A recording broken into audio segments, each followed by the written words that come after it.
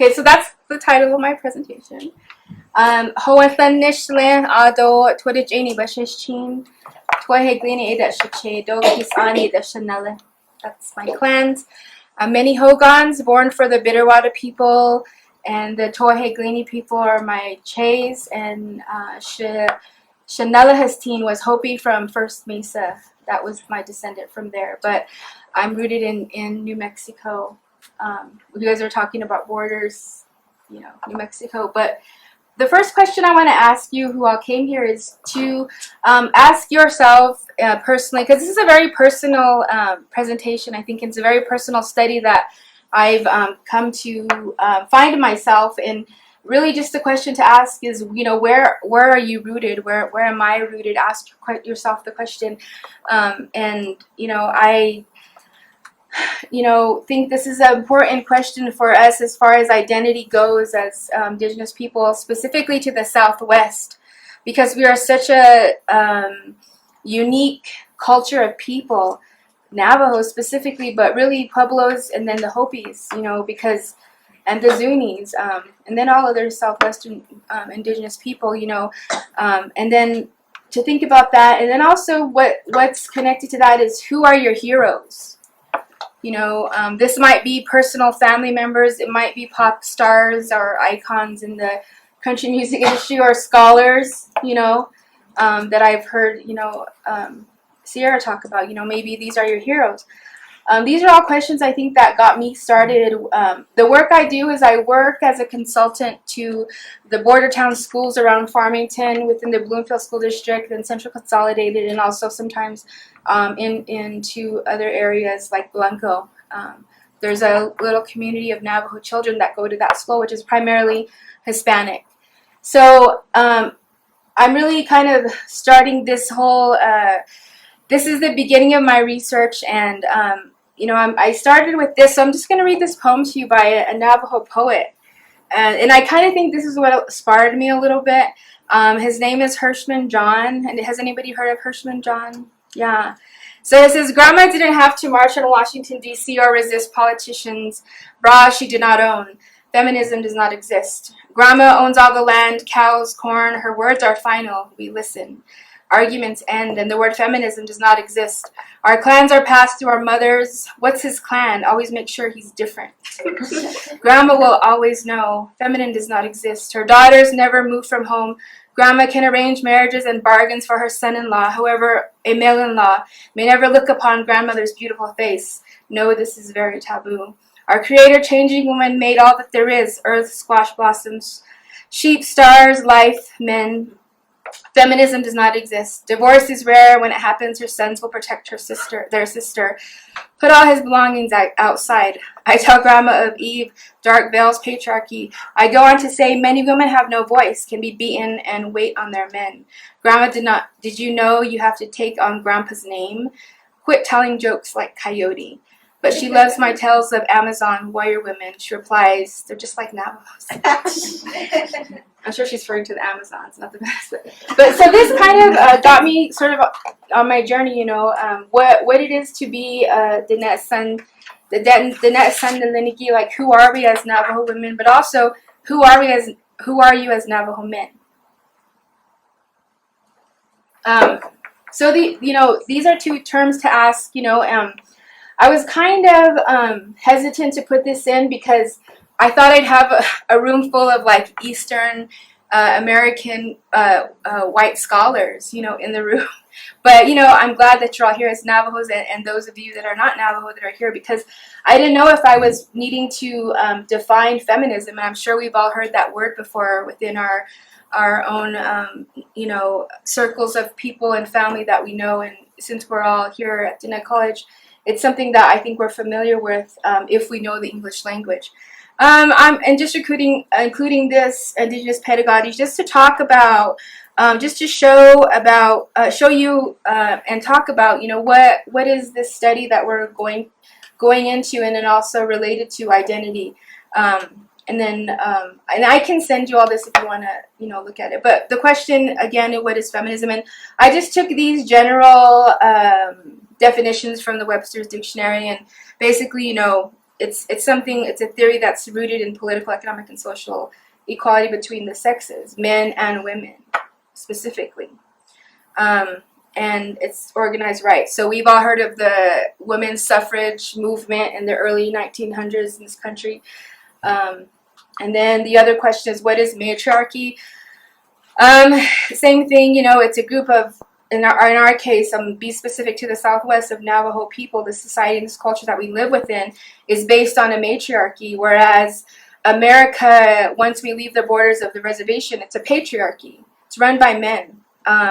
I've heard people in, you know, educational spheres talk about how United States of America is created for white men, the governance of it, and I believe that. You know, it's up to you who believe it or not, but for me, matriarchy begins with the home. I mean, it begins with our own small circles of who we are as Diné people, and we create our so-called matriarchy or Diné son, and there's really, as you know, there's really no good translation that we can, I guess, translate Diné son to matriarch, but I think that's the closest that we can relate to, because people know this word from school and from your studies, and then these are just family members that I look to as my heroes.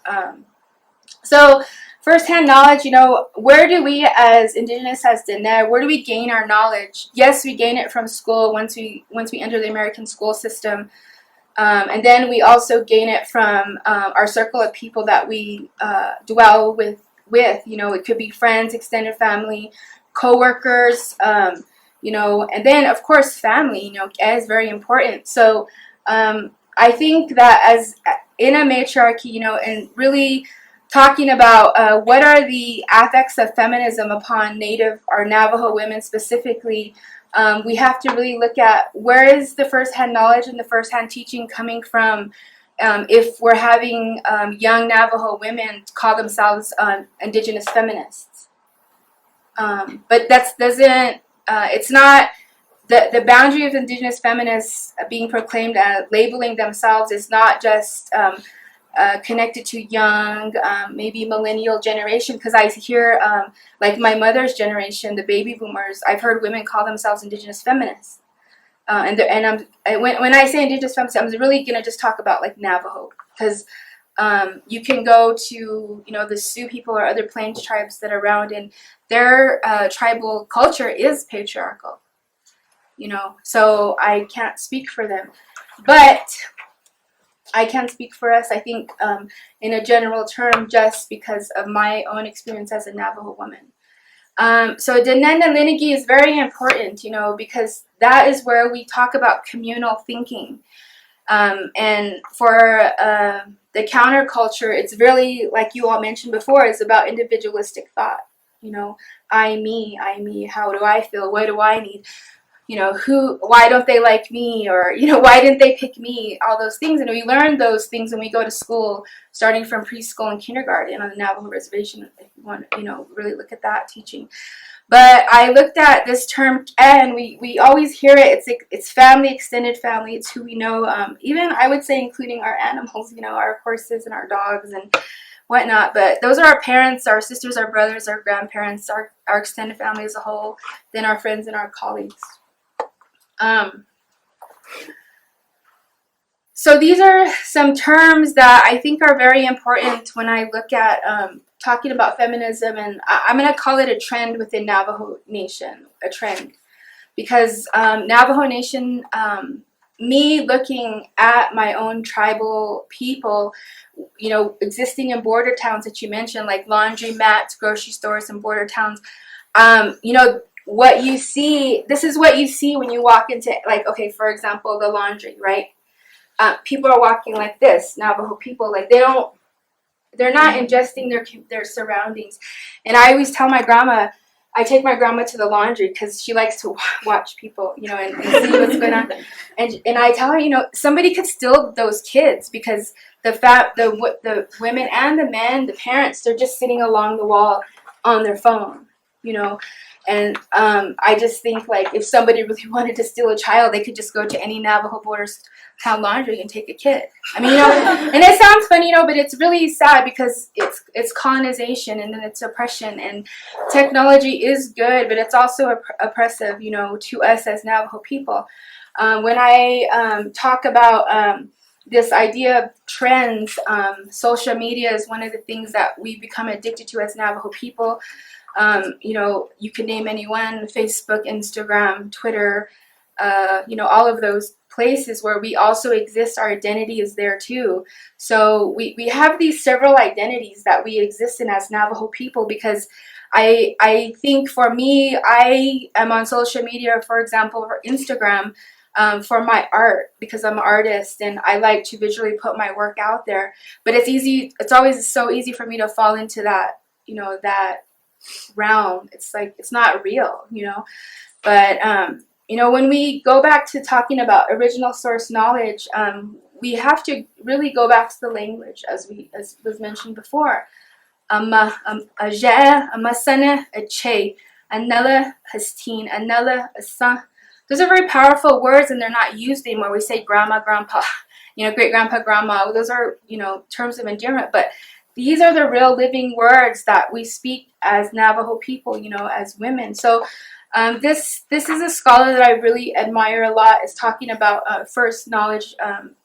First knowledge really is, she has this quote here, and she says that women have always occupied central positions in our literature and traditions. Women own the land and the herds. The children are born to a couple who are born to the clan of their mothers. Since prehistoric times, women have held equal position with men in both accomplishment and power, earthly and supernatural. And I believe that, so this teaching right here is very important to me. So how do I get back to that? How do I get to the full screen? Right here. Talking to myself or talking to you guys? Both of you. So, you may, I don't know how I'm coming, but my thinking is very, I have these thoughts that in the research I do, and I want to tell you so much, but then I get it, I think 30 minutes, and that freaks me out, so that's why I'm kind of trying to hurry. But I was raised in a home where I was adopted when I was a baby by my maternal grandparents. My mother had to go to school in California, and so she left me after she had me, and she gifted me to her parents. And at the time, they were in their 40s, and they had already had all their kids, and they were, living in Farmington by that time. And so I was raised in this environment of the man and the woman. But also, I was raised with the extended family, and the extended family of women was very much a part of my growing up. And I think that's one thing that our young girls are missing right now, because they do, most of us have to work in urban areas, and, our girls are not being emotionally and spiritually and physically fed through the line of women in the families. So Asdzaa law is always a teaching that I heard growing up from my grandma, and then my great grandma, Shama said. It's basically saying, as a woman, this is how you exist, this is how you act, this is how you present yourself, and you're constantly always should be thinking about this in your daily activities, and that's thinking and doing, all those things that we do as human beings. So I just started thinking about that teaching, and how our masanas really are the female archetypes in our lives, because at some point we are emulating this woman goddess that we should be basing our life upon, which is changing women. And then within this realm of Asdzaa law is the female jargon of who we are as women. And I think you all mentioned that earlier, is that there's a sphere of men talk and women talk within Navajo culture, and it's not shared. It's not a shared language. Like, men don't talk like women and we don't talk like men, and that's just the teachings. And then the female expression, you know, asandaliniki, like how do we treat each other as women, you know, with respect, hopefully, because we have empathy and compassion, not only because it's our sisters or our mother and our extended family, but because we're all women, you know. So this is just kind of my own model. I thought about how, you know, we can really look at, if we're going to perpetuate Diné Assan or live in that life of Diné Assan in a constant way, you know, we really have to look at who we are as females in our story and as Hannah and our collective, like what is our dialogue that we have between each other as women. And then, you know, that is part of our clan membership, you know, and then that essentially goes back to our women's ancestral teaching. You know, we say Asdzaa is maybe when we start with that. So I'm just, you know, gonna go into this feminist issue, because what I'm trying to do is just compare and contrast right now in this presentation, just to really give you an idea of, like, you know, there's these two ways of living for us as Navajo women and men, but these two are constantly like butting each other, you know, and trying to win. But I feel like as Navajo people, like, we shouldn't compromise. You know, we shouldn't compromise who we are as Creator made us. So, you know, when I looked at the first wave of feminism, and you know, I honestly have never looked at the history of feminism really, because I never studied it when I was in school. You know, it didn't apply to me, I thought, you know, because I wasn't a white woman, you know, like that just to me was always alien. And so now as an adult, when I went back to look at what is feminism, like, where is it rooted?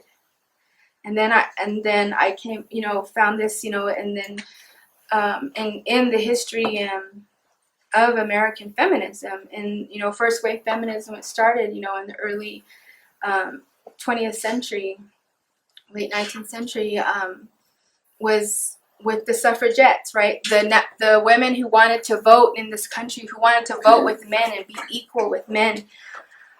And the two key people that were involved with this were Susan B. Anthony and Elizabeth Cady Stanton, who were, you know, upper class white women. But when I really looked at this, I seen for my own experience how it was very racist at the time, and I still believe it's very racist. It's rooted in racism, because you had these women who were thinking about themselves and that they didn't want to be below the Negro man who actually got the vote before them, who got to vote before them. And, you know, I think I'm simplifying this very much. If you want to learn yourself, go and do the research. But for time's sake, you know, I really want to just get that. But this is very important to me, this document right here that I accessed on the Library of Congress website. The 1854 state legislator in New York, a speech by Susan B. Anthony and her, you know, her partner, you know, Elizabeth Cady Stanton, where they addressed you know, basically a Congress of men. So this is the document. If you want to look at it, you can go and look at it. But you know, I know you can't see it there, but I really love looking at documents. This is an example of it. But, you know, what I took from this in that document was really disheartening to me, because, you know, I read this whole thing and I thought, wow, you know, these women, yes, they wanted their human right to be equal, you know, but it's something that was kind of alien to me. But this quote really made me think, because this was coming from them, and they were saying, you know, we are mortal, virtuous and intelligent as women, and yet by your laws, white men, we are classed with idiots, lunatics, and Negroes. So it says a lot to, I think, to what was their purpose in saying that what they, you know, really wanted.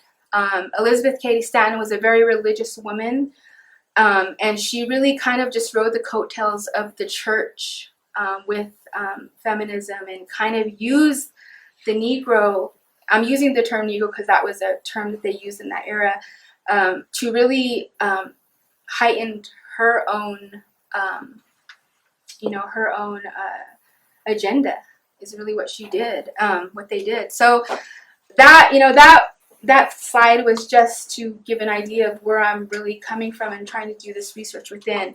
So if we look at the term Asdzaa, which is woman, you know, this is my own writing here, just that, you know, Asdzaa is exceptional, and we are existing in a very particular way, you know, and we do come, you know, every day we live with this colonization and assimilation within our lives, and really we get to choose how assimilated we want to be as scholars or people living in modern society. Like, how assimilated you want to be. So there's this theory about conscious and unconscious assimilation.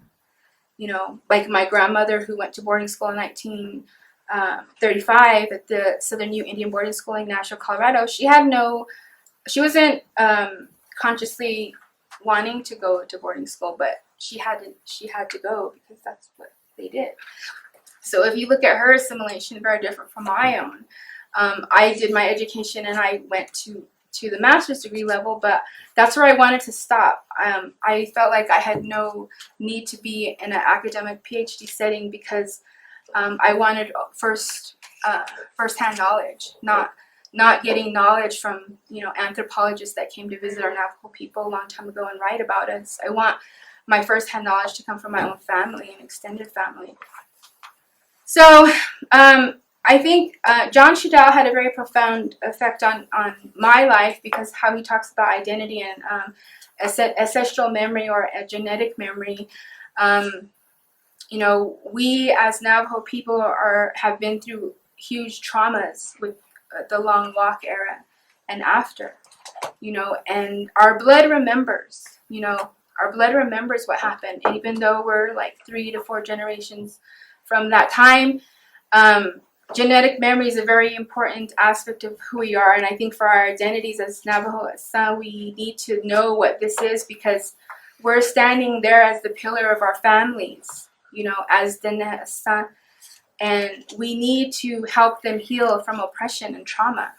But once we understand what we are experiencing ourselves as women, we can help our family. You know, we can help whoever it is that we are in immediate contact with. But this quote is very important to me, and you know, you can look this up and see how that works within your lives. But he talks a lot about the technologic era, and I'm kind of just going to go a little bit from that.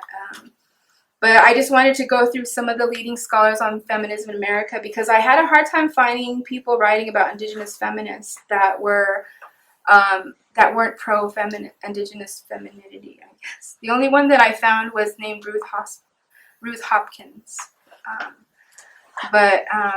This is one of her quotes. She says that white feminists need to take responsibility for the role of white women have played in racism in America. White women have always been active in terrorist organizations because racism and misogyny are so entwined. They must be jointly addressed if we truly desire to dismantle either one. So this is just some of the quotes that I found on how feminists look at these issues that we as Navajo women do deal with. But, you know, that's kind of, I think, growing up, you know, as Asdzaa, we're always thinking about our family first. That's how I think about it in our clan family. How are they before us? So then some more, you know, so my question I'm still asking and pondering is, so how do we eliminate or live with colonial white feminism in our current Diné culture? Question to ask ourselves. And I think for me, it's just to be present, to be physically present, emotionally present, spiritually present with the people that you love and who you're with. It's gonna rub off on you that you create an energy, you know, and we know that from our Navajo teachings, like our spirituality, we emanate a power. So just this work here is meant to reestablish and reclaim our identity as Diné Asdzaa instead of saying I'm a Navajo feminist. But you know, we all have our own free will. You can call yourselves whatever you want and label yourselves whatever you want. But for me, I think that we as Navajo women, we need to be assertive and be resilient and help our family to heal our families, help our young girls who are still looking for their identity. Who are they as Diné woman in the 21st century? You know, who are they? Who are you?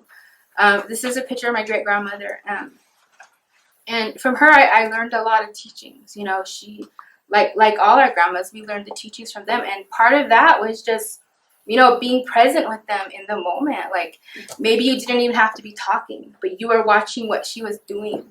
You know, you were watching her weave, you were watching her card, watching her prepare the food. That was part of her teaching us the next son, you know, that she did, you know. So, you know, my question, I guess, I still want to know is, how can we as Navajo women find our way in this current time, which is very chaotic? As we heard, you know, there's borders and patriarchy.